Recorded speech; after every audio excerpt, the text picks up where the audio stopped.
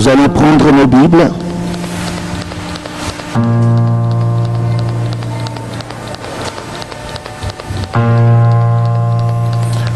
Actes chapitre 1er, le verset 4 et 5. Actes chapitre 1er, le verset 4 et le verset 5.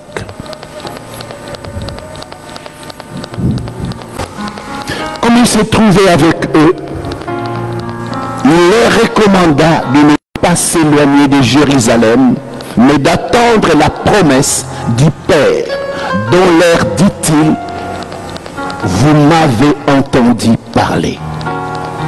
Amen, amen. Nous allons revenir en arrière sur Luc 24, le verset 49, afin de nous éclairer la parole de Dieu. Et voici, j'enverrai sur vous ce que mon Père a promis, mais vous, restez dans la ville, jusqu'à ce que vous soyez revêtus de la puissance d'en haut. Amen, amen. Prenons place, bien-aimés dans le Seigneur. Nous revenons dans Actes, chapitre 1er, le verset 4.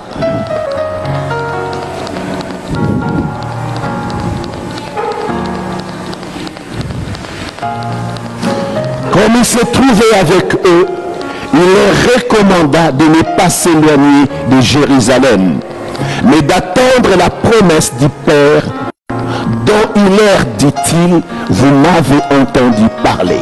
Verset 5. Car Jean a baptisé d'eau, mais vous, dans peu de jours, vous serez baptisés de l'Esprit Saint. Bien-aimés, ici on parle du baptême du Saint-Esprit. Il donne la référence en disant, Jean vous a baptisé d'eau, mais vous serez baptisés d'Esprit Saint.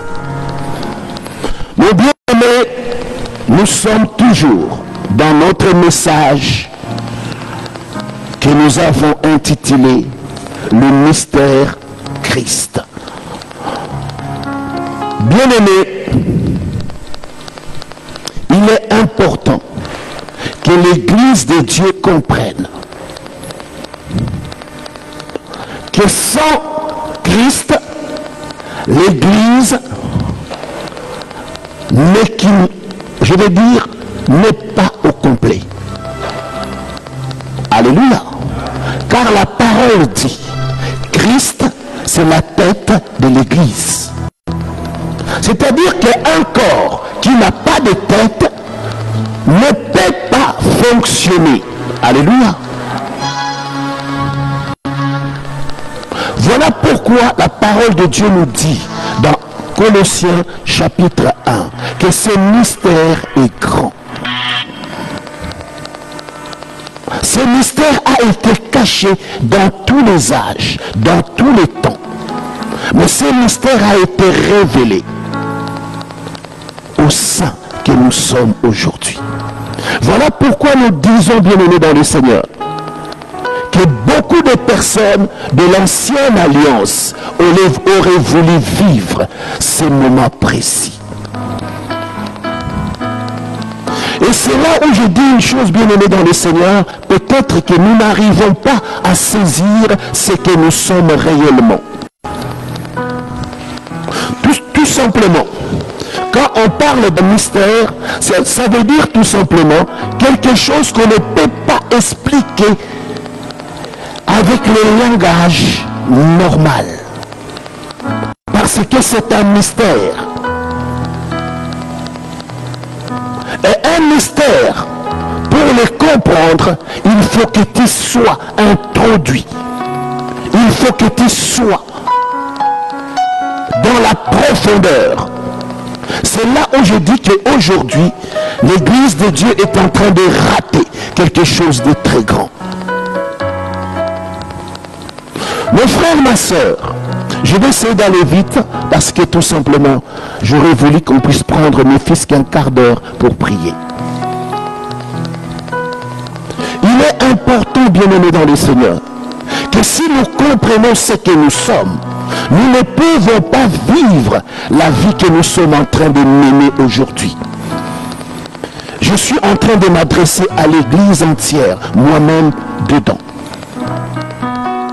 C'est parce que tout simplement, nous n'avons pas saisi la parole.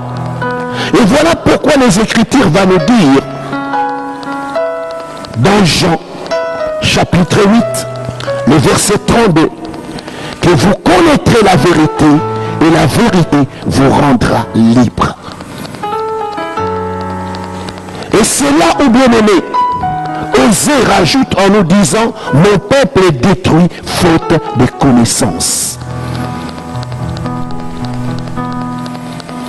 Aujourd'hui, bien aimé, l'homme que nous sommes a été conditionné pour vivre selon la chair. C'est pourquoi nous allons voir même dans la parole de Dieu, quand on va annoncer que Christ est ressuscité, Thomas va dire quoi? On lui dit, mais il était ici, on était avec lui. Il va dire quoi? Si je ne vois pas de mes yeux, si je ne mets pas mon doigt là où la clou, parce qu'il avait vu quand la clou est entrée. Alors il dit, là je ne croirai pas. Pourquoi? Parce qu'il est habitué à vivre selon la chair. Mais bien aimé dans le Seigneur, le mystère Christ est en train de nous transporter. Alléluia. C'est-à-dire être transporté d'un domaine à un autre, d'un royaume à un autre. Voilà pourquoi, bien aimé dans le Seigneur, Colossiens chapitre 1, le verset 13. Qu'est-ce que la parole de Dieu est en train de nous dire?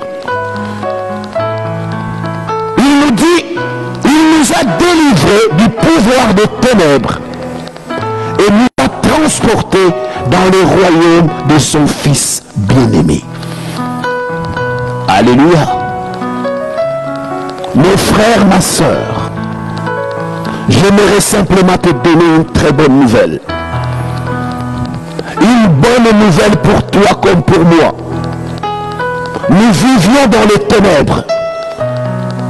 Nous habitions dans les ténèbres. Nous marchons dans les ténèbres. Nous vivions dans les ténèbres. Mais il est venu. Il a plu au Père de sacrifier son Fils, qui a eu pour mission, bien aimé dans le Seigneur, comme le dit la parole de Dieu, il nous a transportés dans le royaume de son Fils bien-aimé, parce qu'il a payé le prix. Jésus a payé le prix de ton rachat. Alléluia. Je dis bien, Jésus a payé le prix de ton rachat. Voilà pourquoi le Père t'a transporté du royaume des ténèbres où tu vivais, où tu habitais. Il t'a transporté dans le royaume de son Fils. Alléluia. Mon bien-aimé dans le Seigneur, c'est là où j'aimerais que nous puissions commencer à comprendre la parole. Jésus était avec les disciples. Il leur avait posé une question. Qui suis-je? Alléluia. On lui a répondu. Tu es Jérémie. Tu es Élie. C'est ce que disent là où j'habite. Alors il dit, alors vous, que dites-vous que je suis? Qui suis-je? Saint Simon a pu répondre en disant, tu es le Christ. Alléluia. Il a répondu, tu es Christ, le Fils du Dieu vivant. Amen, amen, amen. Mon frère et soeur, voilà pourquoi la parole de Dieu nous dit aujourd'hui que nous avons été transportés de là où nous habitions dans le royaume du Fils bien-aimé de Dieu. Alléluia. Et ce Fils bien-aimé de Dieu se nomme Christ. Alléluia. Alléluia. Mes frères, ma soeur, si nous ne comprenions pas le mystère Christ, bien-aimé, nous devons vivre une vie, je m'excuse de dire dans ce terme-là, qui ne sera pas une vie d'enfant de Dieu. Pourquoi? Il y aura des hauts et il y aura des bas. Et souvent nous nous poserons la question, mais Seigneur, moi je jeûne. Seigneur, moi je prie. Tous les dimanches je suis dans ta maison. Je lis la parole de Dieu. Mais que se passe-t-il? Bien-aimé dans le Seigneur, c'est là où j'aimerais bien aimer que nous puissions tous ensemble ouvrir l'entendement pour comprendre. Là où tu es, bien-aimé, nous allons prier. Alléluia. Tu vas demander au Seigneur de te donner un esprit de sagesse et de révélation dans sa connaissance.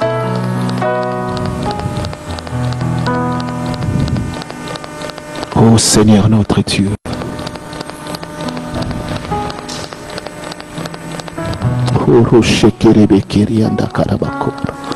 Père, dans le nom puissant de Jésus, je te demande, donne-moi un esprit de sagesse et de révélation dans ta connaissance. Ouvre-moi l'entendement spirituel, les yeux de l'esprit, les oreilles de l'esprit, afin que le Saint-Esprit m'enseigne.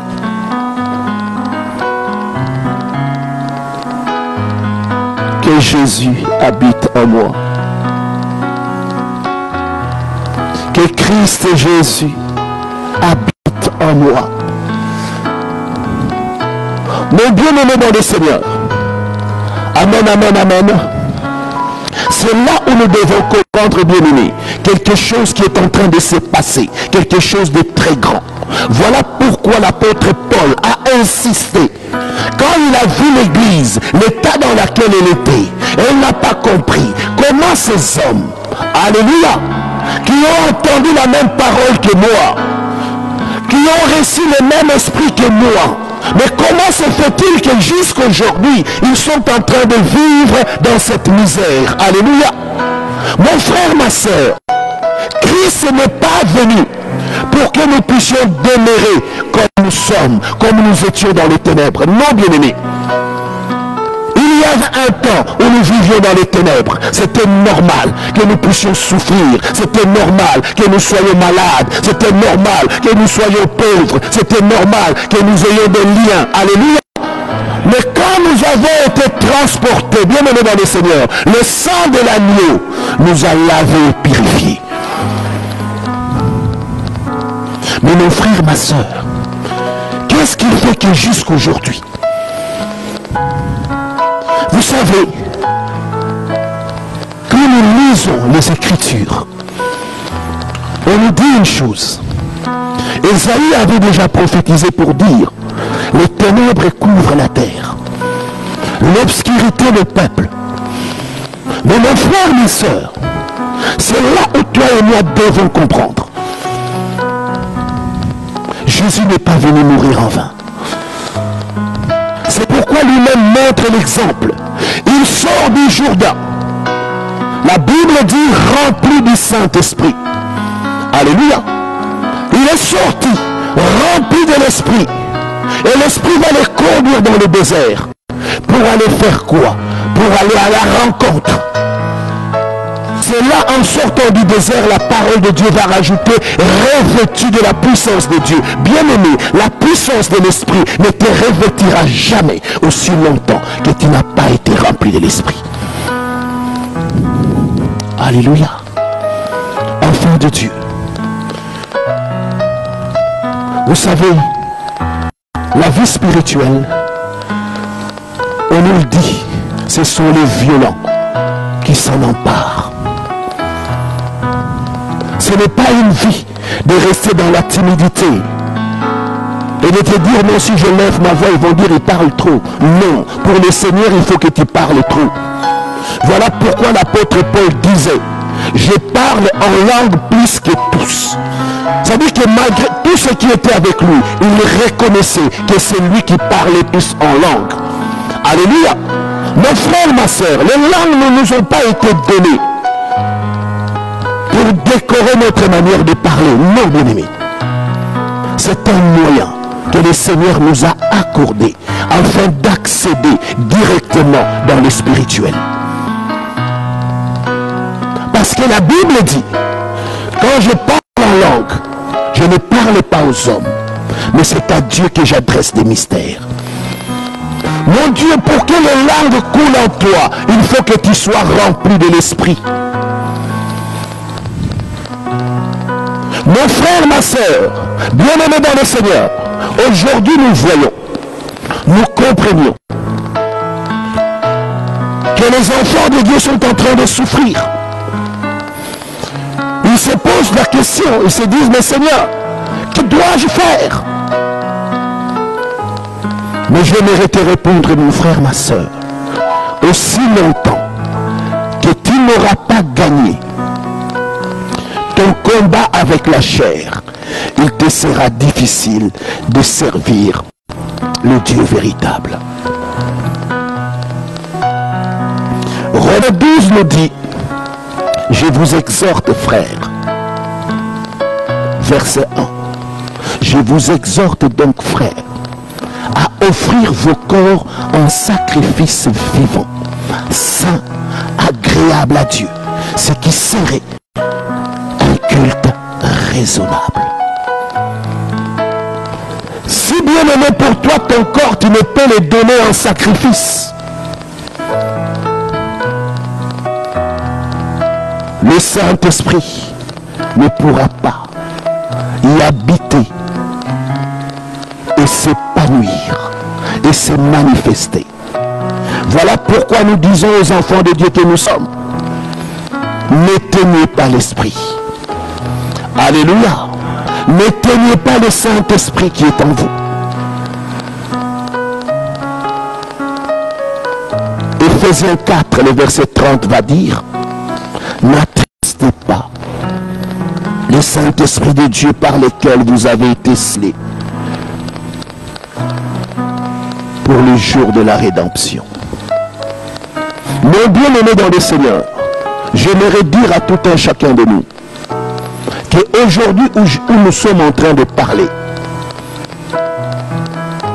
Dieu peut changer et transformer ta vie. Alléluia. Tu peux sortir de l'échec et entrer dans la prospérité. C'est-à-dire, bien aimé, la parole de Dieu dit, il nous a pris dans le royaume des ténèbres, nous a transportés dans le royaume de son Fils. C'est-à-dire que ton habitation a changé. Tu n'es plus dans le pays de la pauvreté. Alléluia. Tu n'es plus dans le pays de la misère. Tu n'habites plus la rue des ténèbres. Mais tu es dans le royaume des lumières. Bien-aimés, nous savons tous, pour en avoir déjà parlé de plusieurs reprises, vous savez, ce que le Seigneur veut, c'est que toi et moi puissions le servir en esprit et en vérité. Ce que Jésus a fait, toi et moi sommes capables de le faire. Amen, amen. Je vais juste sortir un peu pour nous dire une chose, afin que nous comprenions. Les disciples étaient dans la barque. Ils venaient de terminer une réunion tardive. Ils ont embarqué pour passer le Alléluia. Mais qu'est-ce qui se passe? Ils voient une lueur qui est en train de marcher sur les eaux. Épouvantés. Il ne dit, mais pas c'est moi. Alors, Simon, ce jeune homme-là est découragé. Alléluia. Il va dire, Seigneur, si c'est toi, permets que je vienne vers toi. Alléluia. Parce que, non, il se dit, non, ça doit être un fantôme. Alléluia. Mais si c'est réellement toi, permets que je vienne vers toi. Il dit, viens. Simon a marché sur les eaux. Alléluia. Mon frère, ma soeur, c'est pour nous montrer quoi? C'est-à-dire que nous avons en nous la capacité de vivre et d'être comme Dieu. Alléluia. Simon a marché sur les eaux. Mais qu'est-ce qui s'est passé? Quand il est sorti de l'esprit, ça c'est ma manière de comprendre. Il a commencé à entendre les flots qui sont en train de rugir. Alléluia. Quand il a vu la bague en train de tanker, il a dit, ah! Ce n'est pas vrai, ce n'est pas moi. C'est que je suis en train de rêver. Qu'est-ce qui s'est passé? Il a commencé à s'enfoncer. Mon frère, ma soeur, c'est là où j'aimerais que nous puissions comprendre que Christ est venu en nous pour nous donner la capacité de vivre comme lui. Alléluia. D'opérer comme lui. C'est ça le mystère Christ. Voilà pourquoi il est venu s'investir et habiter en toi. Mon frère, ma soeur, ce que tu étais dans le passé, c'est fini. Alléluia. Ce que tu as vécu dans le passé, c'est fini. Quand tu reçois Christ comme Seigneur et Sauveur, bien-aimé, ce n'est pas qu'on répare l'état dans lequel tu étais. Tu dis non, c'est peut-être la rotule qui ne marchait pas bien, il faut la changer. Non. Dieu t'a récréé. Alléluia. Il t'a récréé avec les matériels spéciaux pour que, bien-aimé dans les Seigneurs, tu puisses les servir en esprit et en vérité. Dieu veut s'établir pour toi. C'est là où, bien-aimé dans le Seigneur, j'aimerais que tu puisses comprendre. Tu n'es pas n'importe qui. Ce monde, bien-aimé, ne peut pas te détruire, ni te toucher. Parce que celui qui est en toi est plus grand que celui qui est dans le monde. Celui qui est en toi, c'est Christ Jésus. Si nous commençons à comprendre cela, c'est-à-dire que bien-aimés dans le Seigneur, nous nous mettrons à chercher, à vivre dans cette dimension, à entrer dans cette dimension. C'est là où je dis à l'église de Dieu, la première chose, nous devons crucifier la chair. Alléluia.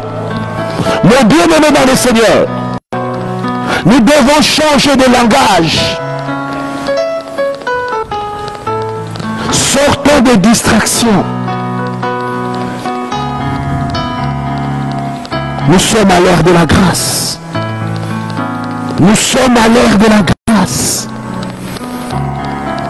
Mon bien-aimé dans le Seigneur, nous sommes à l'ère de la grâce. Donc c'est maintenant. Mon frère, ma soeur, je te dis ceci. Si à partir de maintenant, tu commences à chercher Dieu, c'est-à-dire la personne du Saint-Esprit, si tu veux connaître cette personne et vivre dans son intimité, mon bien-aimé dans le Seigneur, dans 3 mois, nous ne te reconnaîtrons pas. Alléluia. Parce que tu ne seras plus le même. Tu seras une autre personne. Parce que bien-aimé dans le Seigneur, ce qui doit se passer, il faut que tu sois rempli. Et on ne se remplit pas. J'allais dire, bien-aimé dans le Seigneur, ce n'est pas une opération dans laquelle où les gens peut-être n'arrivent pas à comprendre. Vous savez, on peut prendre un exemple. On peut aller aujourd'hui voir dans la rue une femme prostituée, lui parler de Jésus. Et cette femme va donner sa vie à Jésus. Alléluia. Mais automatiquement, il naît de nouveau. Alléluia. Mon frère, ma soeur, mais il faudra que sa manière de vivre commence à changer. Alléluia. S'il ne change pas sa manière de vivre, il lui sera difficile d'être revêtu de la puissance de Dieu. C'est le problème de l'Église aujourd'hui. C'est pourquoi je dis aux enfants de Dieu que nous sommes, il y a une chose qu'il faut que nous comprenions. Tu arrives, tu donnes ta vie à Jésus. On prie pour toi. Le miracle s'opère dans ta vie. Amen. Mais cela ne veut pas dire, parce que Dieu a opéré un grand miracle dans ta vie, et que cela demeurera aussi longtemps que tu continues à vivre la même vie. Non.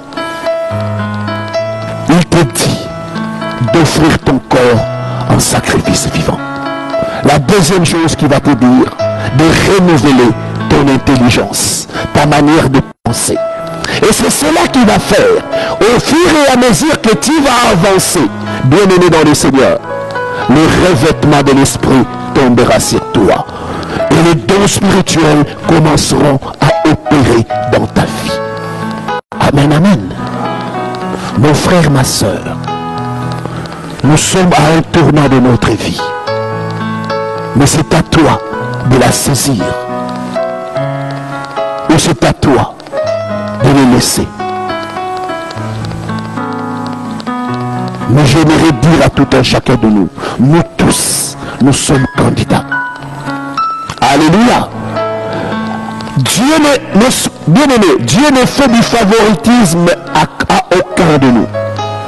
Mais celui qui payera le prix, celui qui s'attachera à l'Esprit de Dieu, mon bien-aimé dans le Seigneur, demain, les gens courront vers toi pour venir dire, mon frère, ma soeur, j'aimerai le Dieu qui est en toi. Parce que quand Dieu est dans la vie de quelqu'un, les fruits se manifestent. Parce que ce que tu diras s'accomplira. Alléluia. Que le monde dise oui ou non, ça n'a pas d'importance. Ce qui est important, c'est celui qui est en toi. Bien-aimé dans le Seigneur, est-ce que tu veux vivre cette vie? Alléluia. Est-ce que tu veux vivre la manifestation de gloire de ton Seigneur, ton Dieu? Est-ce que tu veux que ce Dieu transforme ta vie? Bien, nous allons nous lever.